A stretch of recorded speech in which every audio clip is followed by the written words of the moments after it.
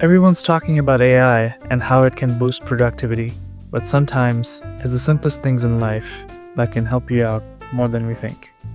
For example, look at how clean my UI is.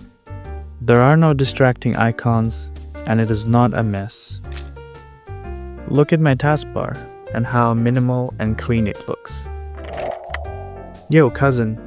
Hey, what's up? Can you explain the psychological effects of having a clean and minimal desktop? Having a clean and organized environment can positively impact your mental state. It can reduce stress and anxiety, making it easier to focus and be productive. It also gives you a sense of control and clarity. Would you like more details? Thanks, cousin. That was really helpful. Now let me show you guys how to do this in less than 2 minutes.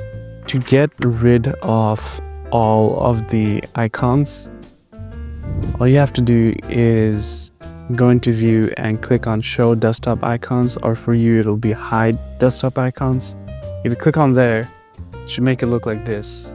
It's basically hiding all the mess underneath the bed.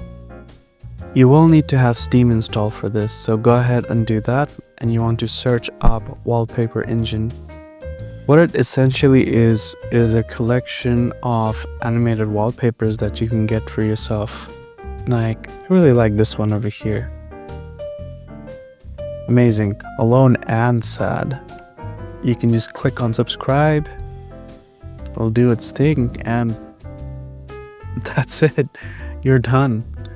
You can change the settings over here on the settings panel. Every one of them have different things that you can tweak. Like for this one, you can turn the fireflies on or off. So if I turn the fireflies off, you can see that they're gone.